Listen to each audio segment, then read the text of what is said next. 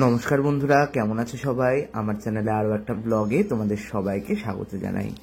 প্রথমেই ধন্যবাদ জানাই কুণাল রায় ত্রিবেণী থেকে, গৌরব বিশ্বাস আকাশ আলিপুরদুয়ার থেকে, অভিরূপ দান, মিতালি বক্সি, তুতুন, সৈকত সেন কোন্নগর থেকে দেখছে, অভিজিৎ মাহাতো পুরুলিয়া, প্রণব মালাকার ত্রিপুরা, অঙ্কন মণ্ডল সাঁইথিয়া, স্বরাজ রানাঘাট নদিয়া, শুভজিৎ চাকদা সায়ন্তন হাওড়া, সবুজ বিশ্বাস, সন্দীপ সাহা, তোমাদের সবাইকে।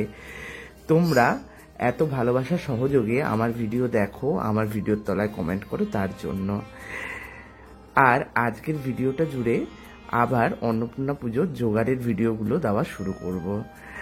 অন্নপূর্ণা পুজোর জোগাড়ের ভিডিওগুলোর মধ্যে প্রথম ইম্পর্টেন্ট সেটা হলো ফুলঘাট থেকে ফুল আনা। আর আমি একদম মহাভোরে পুজোর আগের দিন চলে গেছিলাম ফুলঘাটে। মহাভোর এই কারণেই বললাম, কারণ না বাড়ি থেকে বেরিয়েছি হচ্ছে সেদিনকে 4:30-র সময়, আর 4:30 না 4:15-র সময়, বাসটা আসতে একটু লেটই করেছিল।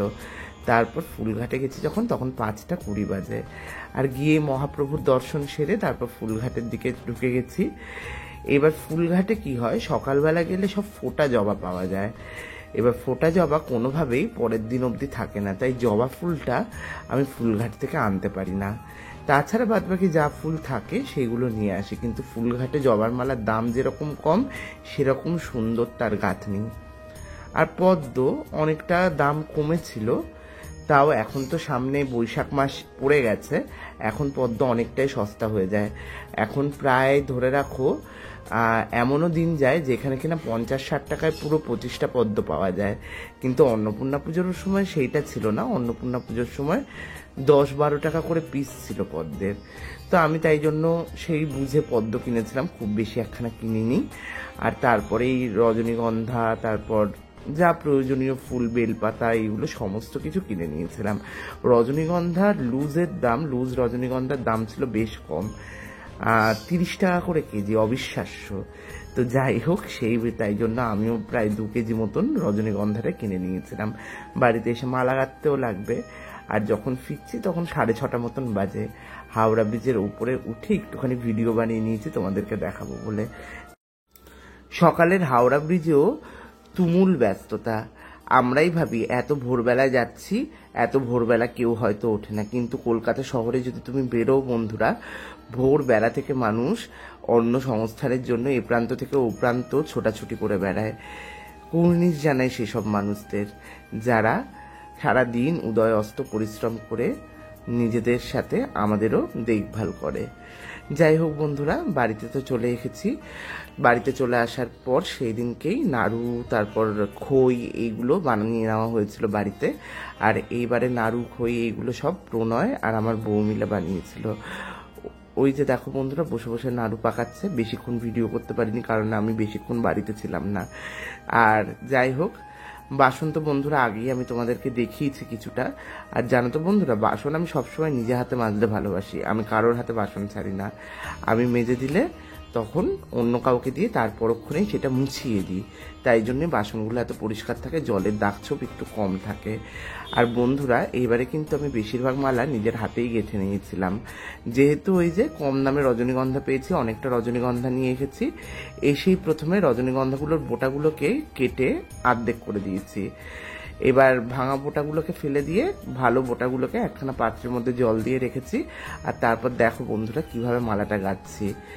মালাটা কিন্তু অনেকটা মঠে যেরকম রজনীগন্ধার মালা গাঁথা হয় সেরকমই করবার চেষ্টা করেছি। কতটা পেরেছি জানি না, কিন্তু চেষ্টাটা ওরকমই করেছি, একটু সরু করে গাঁথা। খুব একখানা ভালো হয়নি যদিও, সেটা আমি জানি। যাই হোক বন্ধুরা, আগের দিন তো ভিডিওতে গল্প করতে করতে তোমাদেরকে বলেছিলাম মা অন্নপূর্ণা কি করে মা অন্নপূর্ণা হলেন, পার্বতী কি কেন অন্নপূর্ণার রূপ ধারণ করলেন। আজকে অন্নদামঙ্গলেরই আরেকটা মজার গল্প তোমাদের সাথে করব। সেইটা হলো ব্যাসদেবের দ্বিতীয় কাশী নির্মাণ গল্প। সে এক মজার গল্প। আগেই বলে দিই, মঙ্গল কাব্য হলো এমন এক কাব্য যেখানে মানুষ আর দেবতার ভেদভাব ঘুচে যায়, অনেক পরবর্তীতে রচিত। তাই এই কাব্যের রসটুকুই কিন্তু আমরা আস্বাদন করব। যাই হোক বন্ধুরা, এই যে ব্যাসদেবের দ্বিতীয় কাশী নির্মাণের যে গল্পটা তোমাদেরকে বললাম, ব্যাপারটা হলো নৈমিষারণ্যে শৌনকাদি প্রভৃতি ঋষি যখন একত্রিত হলো তখন ব্যাসদেব সেখানে গিয়ে শিব নিন্দা শুরু করলো, কারণ না ব্যাসদেব ছিল বিষ্ণু ভক্ত। কিন্তু হরি আর হর যে একই, তাই জন্য হরিও শিবনিন্দা না সহ্য করতে পেরে ব্যাসকে পরিত্যাগ করলেন। আর ব্যাসও সেরকম সুবিধাবাদী ভক্ত, সে সাথে সাথেই আবার শিব ভক্তিতে লীন হয়ে কাশিতে গেল। কিন্তু সুবিধাবাদী ভক্তদের তো ভগবান সব পাপ খণ্ডন করে না, সুতরাং যে অন্নপূর্ণার কাশিতে কেউ অভুক্ত থাকে না, ব্যাস নিজের কর্মদোষে সেই অন্নপূর্ণার কাশিতে অভুক্ত রইল। তাতে ব্যাসের আরো রাগ হলো, আর সে কাশীবাসীর ওপর অভিসম্পাত করে কাশী ত্যাগ করে চলে গেলেন। কাশী ত্যাগ করেও ব্যাসের শান্তি হলো না, তিনি ভাবলেন কাশী সমতুল্য দ্বিতীয় কাশী বানাবেন। তাই জন্য তিনি গঙ্গা পেরিয়ে ওই পারে গেলেন এবং মা গঙ্গাকে ডেকে বললেন, তুমি কাশীর দিক থেকে বওয়া বন্ধ করে দাও। মা গঙ্গা শুনবে কেন ব্যাসের আবদার? তিনি যথারীতি না বললেন। ব্যাস তখন রেগে গিয়ে মা গঙ্গাকে বিভিন্ন রকম কটু কথা বললে মা গঙ্গাও কিন্তু ব্যাসকে ছেড়ে কথা বললেন না। যাই হোক, গঙ্গা আর ব্যাসের বিবাদের পর ব্যাস বিশ্বকর্মার আবাহন করলেন। বিশ্বকর্মা এসেও যথারীতি বললেন যে তুমি দ্বিতীয় কাশী বানাতে চাইছো, আগে শিব মন্দির প্রতিষ্ঠা করি। তাই শুনে ব্যাস আবার ক্রুদ্ধ হয়ে গেল। আবার সে কি করলো, বিশ্বকর্মাকেও তাড়িয়ে দিল।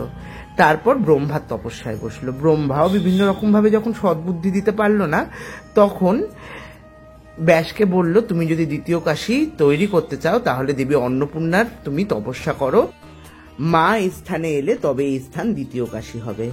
ব্যাসও অমনি মা অন্নপূর্ণা তপস্যা করা শুরু করলো। মা অন্নপূর্ণা এদিকে ভাবতে শুরু করলো কি করে তিনি এই বিপদটা কাটাবেন, কারণ তিনি তো ভক্তবৎসলা, ভক্ত ডাকলে তিনি যাবেনই। কিন্তু এই যে শিব নিন্দা, তাও তো মা সহ্য করতে পারে না, কারণ আগের জন্মে যখন তিনি সতীরূপে জন্মেছিলেন তখন নিজের পিতার দেওয়া দেহ কিংবা পিতার গৃহ দুটোই কিন্তু তিনি সানন্দে ত্যাগ করেছিলেন, কারণ দক্ষ করেছিল শিব নিন্দা। যাই হোক, মা তখন একখানা বুদ্ধি এঁটে ব্যাসের তপস্যায় বুড়ি সেজে গিয়ে বিভিন্ন রকম ভাবে তাকে ডিস্টার্ব করতে শুরু করলো। বুড়ি বারবার যাচ্ছে ব্যাসের কাছে আর ব্যাসকে গিয়ে জিজ্ঞাসা করছে, এই স্থান কাশীতে মরলে তো লোকের মোক্ষ লাভ হয়, লোকে শিবলোক পায়, কিন্তু তোমার এই কাশীতে মরলে লোকে কোন স্থান পাবে? ব্যাস বারবার ধরে তার নিজের তপস্যায় ডিস্টার্ব হচ্ছে দেখে ওই বুড়িকে উদ্দেশ্য করে বললেন যে এই স্থানে যে মরবে সে গাধা হয়ে জন্মাবে। বুড়িও অমনি তথাস্তু বলে চলে গেলেন। ব্যাস তখন নিজের অপরাধ বুঝতে পারল যে মা এসেও তাকে কিরকম ভাবে বিড়ম্বিত করে তার সাথে ছলনা করে মা পালিয়ে গেল তার এই অহংকারের জন্য। আসলে মানুষের অহংকার এমনই, যখন অহংকারে মানুষ আচ্ছন্ন হয় তখন জ্ঞানী ব্যক্তিও সেই সত্যিটা দেখতে পারে না, যতই তাকে সজ্জন ব্যক্তিরা সত্যিটা দেখাক। এই ছিল আজকের ব্যাসকাণ্ডের গল্প। কেমন লাগলো বন্ধুরা গল্পটা অবশ্যই কিন্তু জানিও। বন্ধুরা এখন মায়ের ঘট পাতবো, তো পাতার আগে ঠিক করলাম যে একটু তোমাদের সাথে ব্যাপারটা দেখিয়ে নেবো কি কি লাগে ঘট পাততে, তো সেটা একটু ডিটেলসে দেখাচ্ছি তোমাদেরকে, একটু দেখে নাও। বন্ধুরা, ঘটস্থাপনের জন্য প্রথমেই আমি একখানা ভুপুর এঁকে নিয়েছি। যে পারবে সে এখানে সর্বতভদ্রমণ্ড লাগবে, 16x16 ইঞ্চি জায়গা ব্লক করে নিয়ে তারপরে সর্বতভদ্রমণ্ড লাগবে। যে পারবে না সে স্বল্প ভদ্রমণ্ডলও আঁকতে পারে, সেক্ষেত্রে 12x12 ইঞ্চি মাপ হবে। আর যে কিছুই পারবে না সে অষ্টদল পদ্ম এঁকে নেবে। মণ্ডল আঁকার জন্য অবশ্যই পঞ্চগুড়ি ব্যবহার করবে, আর যদি সেটা না থাকে তাহলে আমি যেরকম করেছি সিঁদুর, হলুদ, আতপ চাল বাটা এইসব দিয়ে আমি একখানা নর্মাল ভুপুর এঁকে নিয়েছি। এঁকে নিয়ে তার মধ্যে অঞ্জলি পূরিত ধান দিয়ে নিয়েছি, অর্থাৎ 2 হাতে যতটা ধান ওঠে ততটা ধান, তার উপর দুব্য দিয়ে তার উপর আমি ঘটস্থাপন করব। এক্ষেত্রে এখানে পঞ্চশস্য দেওয়ার কথাও বলা রয়েছে। এবার পঞ্চশস্য কি কি তোমরা জানোই বন্ধুরা, তাও আরেকবার বলি, ধান, মাসকলাই, তিল, সাদা সর্ষে আর জব, এই 5টা শস্য মিলে হয় পঞ্চশস্য। যাই হোক, আমি তারপরে ঘটে মাঙ্গলিক চিহ্ন এঁকে নিচ্ছিলাম, একবারে দ্বার ঘটগুলোও নিয়ে নিয়েছি, একসাথেই সবকটা করে রাখবো। একটা একটা করে কমপ্লিট করতে গেলে অনেকবার সিঁদুরে হাত দিতে হয়, তাই জন্য একবারেই করে নিচ্ছিলাম।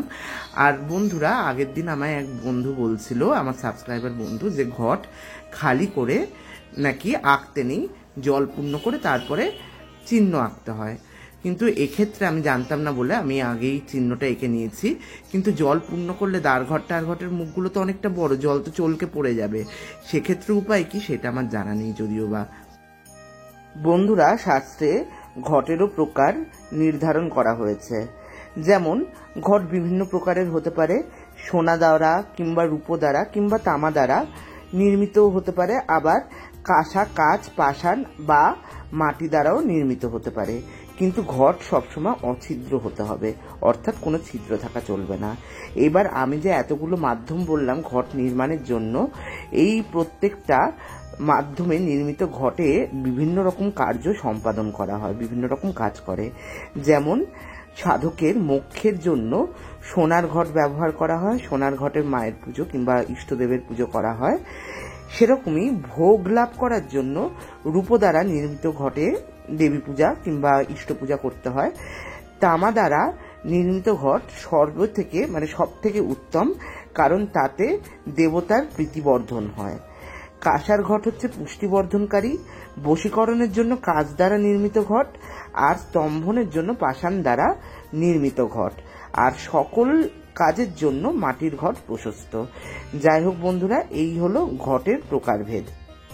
ঘটের মাপ হিসাবে শাস্ত্রে বলা রয়েছে ঘটের বেষ্টন 36 আঙুল, উচ্চতা 16 আঙুল, আর কণ্ঠ 4 আঙুল হবে।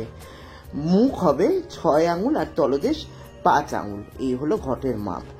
যাই হোক, আমি এখানে ঘট স্থাপনের জন্য মোটামুটি ঘট এখন জল দিয়ে পূর্ণ করে নিয়েছি। এবার তারপর ধীরে ধীরে তার মধ্যে জল, গোলাপ জল, পঞ্চপুষ্প জল, সোনা, রূপো, কর্পূর, সিদ্ধি সমস্ত কিছু একে একে দিয়ে নিচ্ছি, লোকাচার আর কুলাচার হিসাবে যা যা দ্রব্য।